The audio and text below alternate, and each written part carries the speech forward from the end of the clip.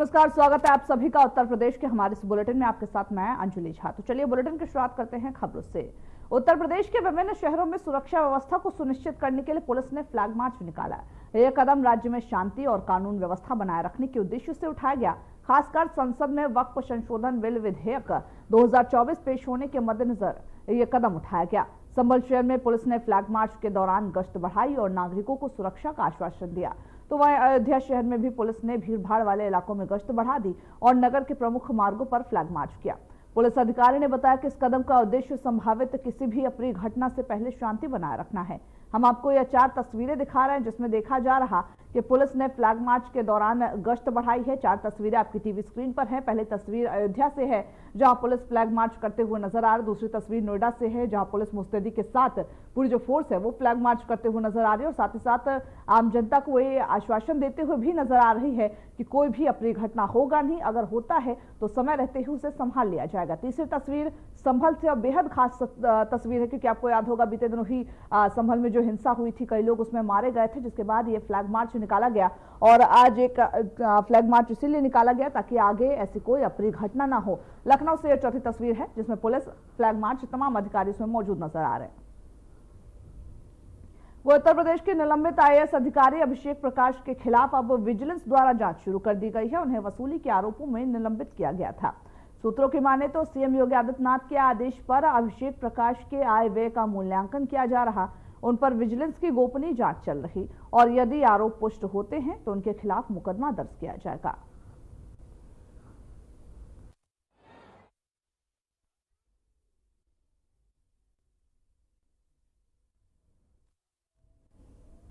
तो अभिषेक प्रकाश के खिलाफ जांच जारी रहेगी। बीते दिनों ही निलंबित किए गए थे। आय व्यय की जो जानकारी है उसमें खामी पाने पर उन्हें निलंबित किया गया था, जिसको लेकर के विजिलेंस की जो टीम है एक बार फिर से उन पर जांच कर सकती है और साथ ही साथ निलंबित आईएएस पर कार्रवाई भी किया जा सकता है।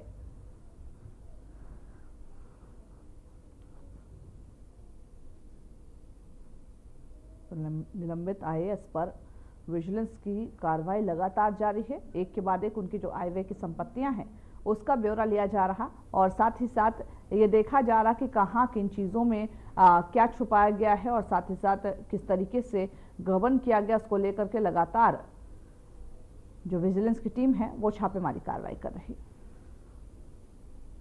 अगर आप नेशनल हाईवे या फिर एक्सप्रेसवे से सफर करते हैं तो अब आपकी जेब और भी ज्यादा ढीली होने वाली है। जहां पर national highway authority of India ने देश भर में टोल टैक्स की दरों में 4 से 5% की बढ़ोतरी की है, जो 1 अप्रैल से लागू हो चुकी है। इसका मतलब है कि अब आपको 100 रुपए की जगह 104-105 रुपए का भुगतान करना पड़ सकता है, जिनमें Delhi Meerut expressway, eastern peripheral expressway और दिल्ली जयपुर हाईवे जैसे महत्वपूर्ण मार्ग भी इसमें शामिल है।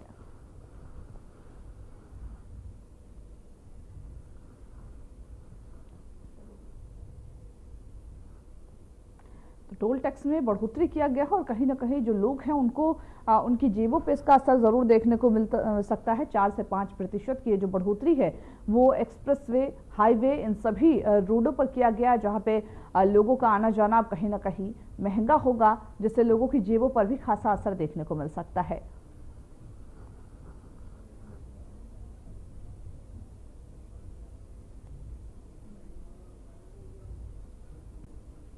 वही रायबरेली में यातायात पुलिस ने नियम तोड़ने वाले ई रिक्शा चालकों के खिलाफ सघन चेकिंग अभियान चलाया है। लखनऊ प्रयागराज मार्ग के सिविल लाइन चौराहे पर हुए इस अभियान में सैकड़ों ई रिक्शा चालकों को रोका गया, जिससे अफरा तफरी मच गई। यातायात प्रभारी इंद्रपाल सिंह के नेतृत्व में की गई कार्रवाई में बिना वैध कागजात या फिर लाइसेंस के चल रहे लगभग 100 ई रिक्शा चालकों के खिलाफ कार्रवाई की गई है। कई अवैध ई रिक्शा को सीज किया गया और कुछ पर चालान भी किया गया। प्रशासन ने यह भी कहा कि ये नियमों का जो उल्लंघन है वो करने वालों के खिलाफ सख्त कार्रवाई किया जाएगा।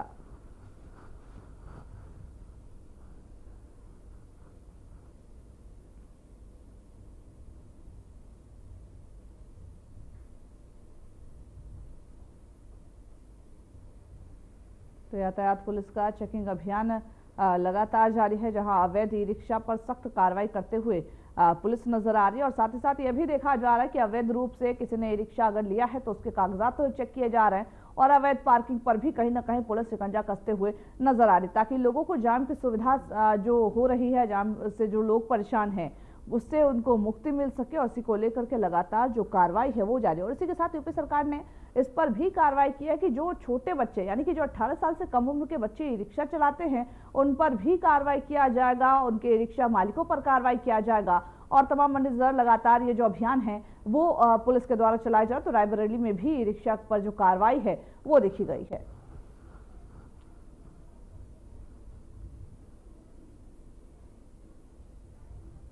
शाहबाद कोतवाली क्षेत्र के बरौनिया गांव में बंद मकान का ताला तोड़ करके चोरों ने चोरी की वारदात को अंजाम दिया।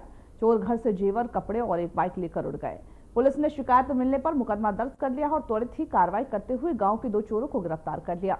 पुलिस ने चोरी किए गए जो सामान है उसको बरामद कर लिया है। वहीं गिरफ्तार चोरों से पूछताछ भी किया जा रहा।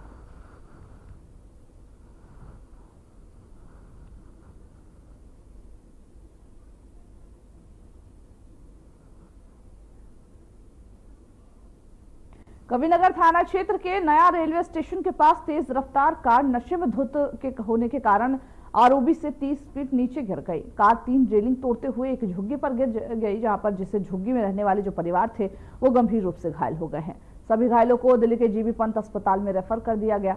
हालांकि हादसे के बाद कार सवार युवक मौके से फरार हो गया, जबकि कार से शराब की बोतल भी बरामद हुई है। हालांकि पुलिस इस पूरे मामले की छानबीन कर रही है और सीसीटीवी कैमरे भी खंगाल रही है ताकि उस चालक का पता कर चल सके और साथ ही उस चालक को जल्द से जल्द गिरफ्तार किया जा सके। वही अयोध्या में निर्मोचन चौराहे पर कूड़े के ढेर में आग लग गई है। घटना के बाद दमकल की जो गाड़ियां थी वो मौके पर पहुंची और आग बुझाने का काम जारी है।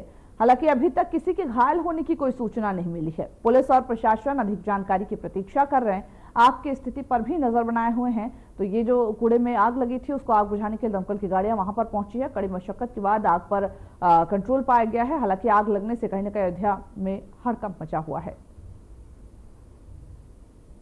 वही बाराबंकी जिले के रामनगर थाना क्षेत्र में देर रात पुलिस और बदमाशों के बीच मुठभेड़ हुई है। पुलिस की चेकिंग के दौरान संदिग्ध व्यक्ति से पूछताछ करने की कोशिश की गई, लेकिन पुलिस को देख बदमाशों ने फायरिंग शुरू कर दी। हालांकि जवाबी फायरिंग में एक बदमाश घायल हो गया, जिसे पुलिस ने गिरफ्तार कर जिला अस्पताल भेज दिया। पुलिस द्वारा गिरफ्तार किया गया बदमाश कानपुर नगर के किदवई नगर क्षेत्र का निवासी निखिल तिवारी बताया जा रहा है, जिसके कब्जे से एक अवैध तमंचा, 315 बोर, 2 जिंदा कारतूस, लूट की एक कार और लूट से संबंधित 8,000 रुपए और घटना में जो प्रयुक्त एक डंडा भी बरामद हुआ है। थाना रामनगर अंतर्गत बोहनिया पुलिया के पास स्वाट सर्विलांस और थाना रामनगर की पुलिस के साथ हुई एक मुठभेड़ में बदमाश के द्वारा पुलिस पर जो फायर किया गया था, आत्मरक्षार्थ पुलिस के द्वारा की गई कार्रवाई में बदमाश घायल हुआ। बदमाश को गिरफ्तार किया गया। उससे पूछताछ में पाया गया कि उसका नाम निखिल है, जो कानपुर का मूलतः रहने वाला है। इस बदमाश पर पूर्व में फतेहपुर और कानपुर में भी अभियोग पंजीकृत हैं। इस बदमाश के पास से वैगनार कार, तमंचा, खोखा और जिंदा कारतूस और 8,000 रुपये बरामद हुए। पूछताछ से पाया गया कि यह बदमाश 26/27 मार्च की रात में जुडौरा फार्म हाउस पर हुई लूटपाट की घटना में अपने साथियों के साथ सम्मिलित था। साथी के नाम जो इसके द्वारा बताया गया है, उसकी गिरफ्तारी के लिए टीम लगी हुई है। शीघ्र उसकी गिरफ्तारी की जाएगी। निश्चित तौर पर यह पुलिस का एक सराहनीय कार्य है और एक महत्वपूर्ण घटना का खुलासा करने में कामयाबी मिली। वही संभल के 2 अलग अलग थाना क्षेत्रों में पुलिस और लुटेरों के बीच मुठभेड़ हुई है, जिसमें 2 लुटेरे गिरफ्तार हो गए हैं।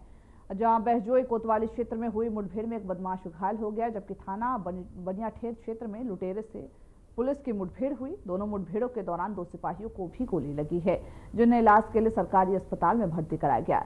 ये घटनाएं कोतवाली, बहजोई और थाना बनियाठेर क्षेत्र के जंगल में हुई है, जहां पुलिस ने घटनास्थल से जो लूटे गए सामग्री है वो भी बरामद किया है।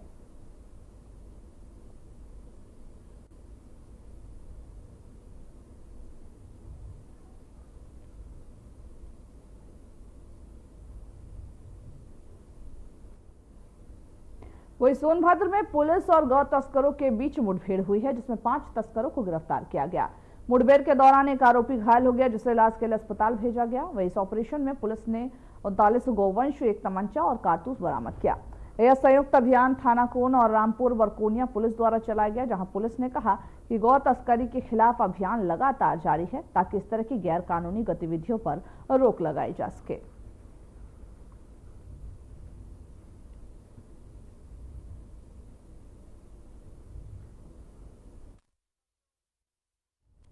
वही आजकल नवरात्रि चल रहे वर्ष प्रतिपदा से लेकर हनुमान जयंती तक राम जन्मोत्सव मनाया जाता है। इस अवसर पर विश्व हिंदू परिषद के अंतर्राष्ट्रीय महासचिव मिलिंद ने एक बड़ा बयान देते हुए कहा, हिंदू परिवार में 2 से अधिक बच्चे होने चाहिए। उन्होंने हिंदू समाज से इस विषय पर विचार करने की अपील की और इसे समाज की तरक्की के लिए एक महत्वपूर्ण कदम बताया। यह बयान अयोध्या में आयोजित राम जन्मोत्सव समारोह के बीच चर्चा का विषय बना हुआ है। जी के नवरात्रि अभी चल रही है। पूर्ण देश भर में विश्व हिंदू परिषद रामोत्सव मनाता है, वर्ष प्रतिपदा से लेकर हनुमान जयंती तक। और भगवान श्री राम जी के जीवन के आदर्श सामने रखकर आज जो समाज के सामने चुनौतियां हैं उसके बारे में समाज ने विचार करना चाहिए। अपना आग्रह कम से कम 50,000 से अधिक कार्यक्रम यह भी पूर्ण देश भर में संपन्न होंगे। समाज तो राम जन्मोत्सव मना ही रहा है, उसके अलावा ये कार्यक्रम, बड़े छोटे कार्यक्रम पूर्ण देश भर में होंगे। शोभा यात्राएं होगी, बहुत बड़े उत्साह से होगा, क्योंकि यह दूसरा अभी राम जन्मोत्सव हो रहा है। पिछले समय भी प्रचंड संख्या में लोग आए, इस समय भी आएंगे और कुंभ के कारण से भी पूर्ण देश भर में एक जबरदस्त वातावरण बना है। कुंभ के समय भी रोज 3 लाख, 4 लाख, 5 लाख लोग अयोध्या जी में भगवान श्री राम जन्मभूमि के मंदिर के ऊपर दर्शन के लिए आए थे। तो ये उत्साह देखते हुए पूर्ण देश भर में और यहाँ पर भी बड़े उत्साह से मनाया जाएगा, ऐसा लगता है। अयोध्या वासियों ने ही प्रयत्न करके, सबने प्रयत्न करके श्री राम जन्मभूमि के मंदिर को खड़ा किया है।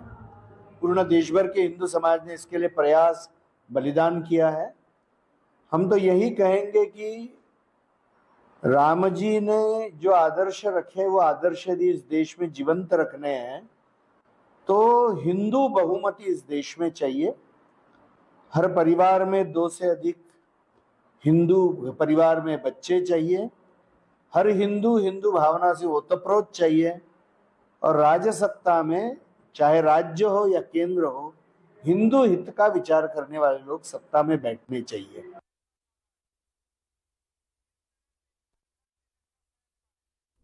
प्रभु श्री राम के प्रिय सखा भगवान निषादराज गुहा के जन्मोत्सव के अवसर पर प्रयागराज में एक भव्य कार्यक्रम आयोजित किया गया। इस कार्यक्रम में उत्तर प्रदेश के मुख्यमंत्री योगी आदित्यनाथ भी मौजूद रहे, जिन्होंने भगवान निषादराज गुहा की पुण्यात्मा को श्रद्धांजलि अर्पित की और उन्हें याद किया। कार्यक्रम का आयोजन रामनगरी में स्थित प्रमुख स्थलों पर किया गया, जहां पर धार्मिक अनुष्ठान, भजन कीर्तन का भी आयोजन हुआ। वही मुख्यमंत्री योगी आदित्यनाथ ने कार्यक्रम को संबोधित करते हुए क्या कुछ कहा, चलिए आपको सुनवाते हैं। महाकुंभ कार्यक्रम के उपरांत मुझे आ जाने का सौभाग्य प्राप्त हुआ है।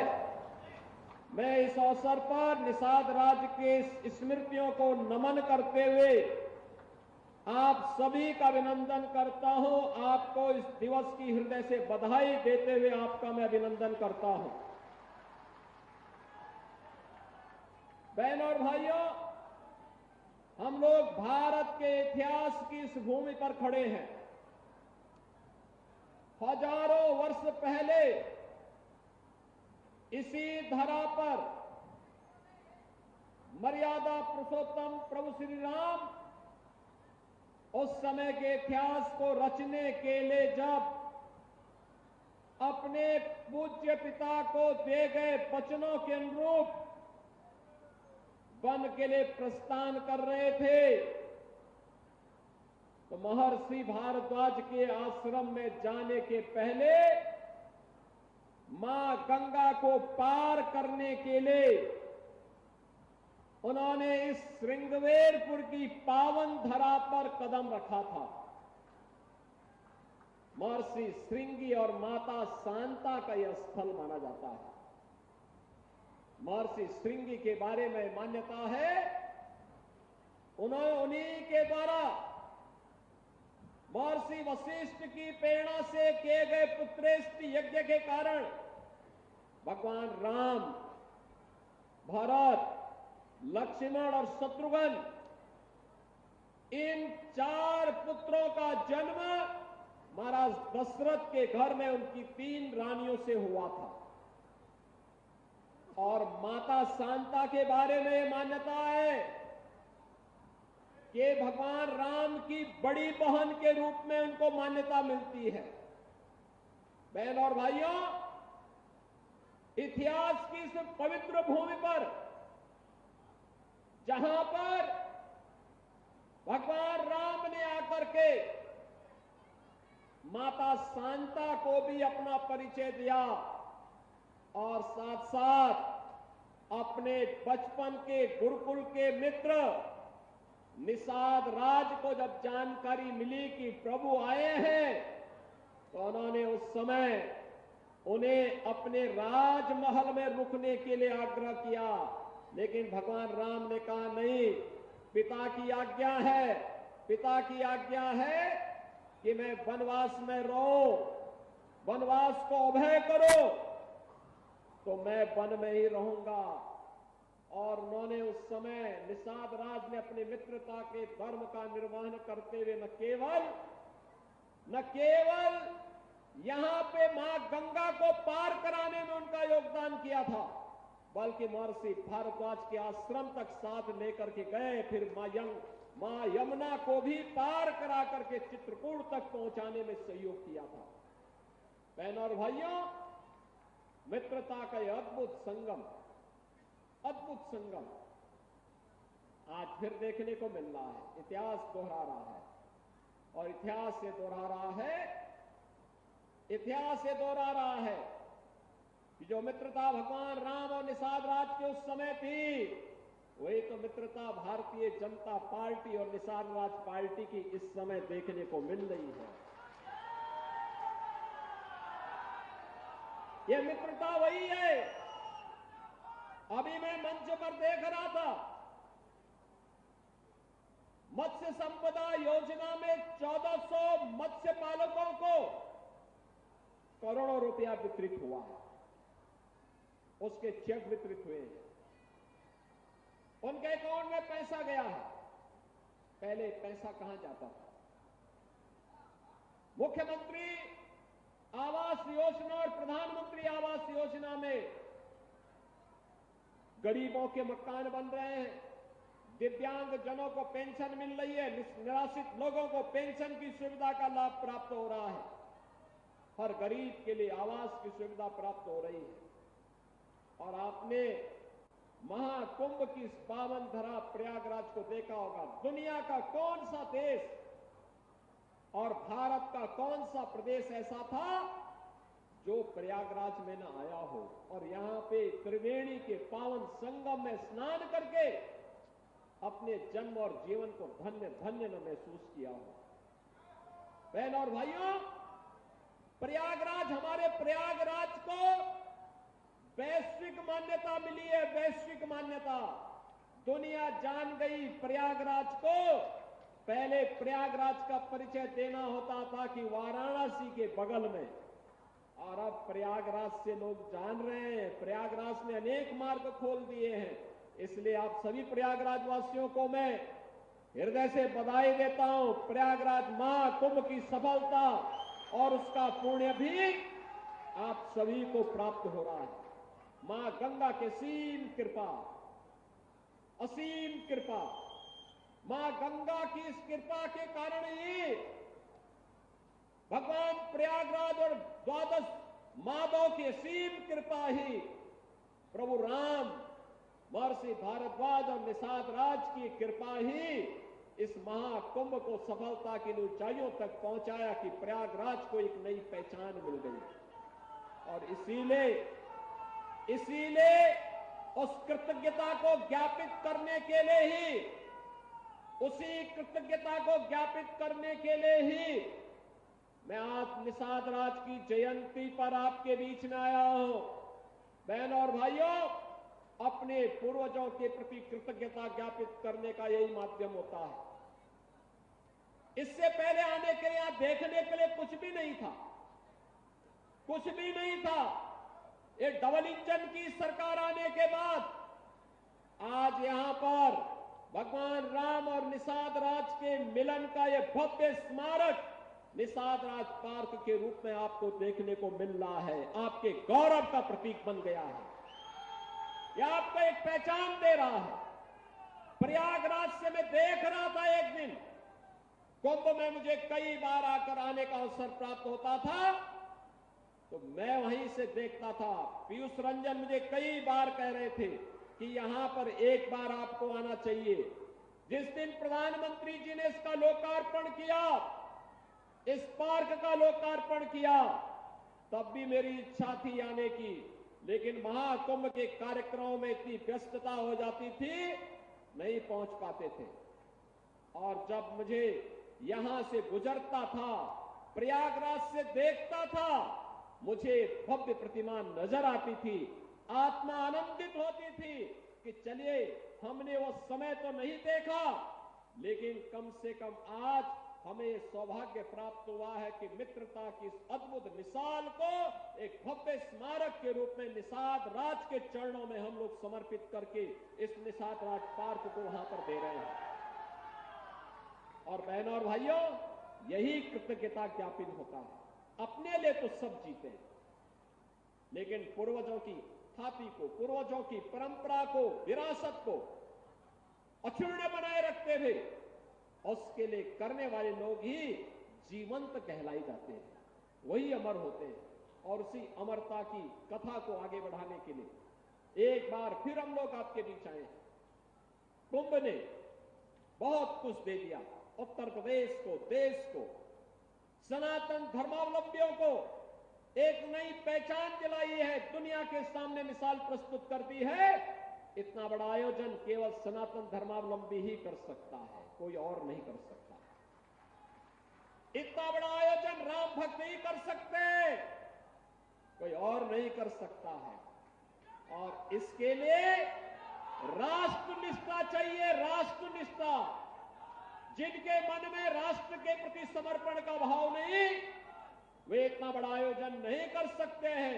66 करोड़ से अधिक श्रद्धालु प्रयागराज महाकुंभ में आए, जो आया अभिभूत होकर के गया है, आशीर्वाद देकर के गया है। आज आप जाएंगे, कहीं भी जाएंगे, देश के अंदर, दुनिया के अंदर। तो सुन रहे थे आप सीएम योगी आदित्यनाथ को, जो निषाद राज, भगवान निषाद राज को श्रद्धांजलि देते हुए नजर आए। साथ ही साथ उन्होंने महाकुंभ का भी जिक्र किया। उन्होंने कहा बहुत मन था, लेकिन फिर भी वो नहीं जा पा रहे थे क्योंकि काफी सारी तैयारियों में वो व्यस्त थे। तो चलिए, खबरों के हमारे इस बुलेटिन में बस इतना ही। मुझे दीजिए इजाजत, नमस्कार।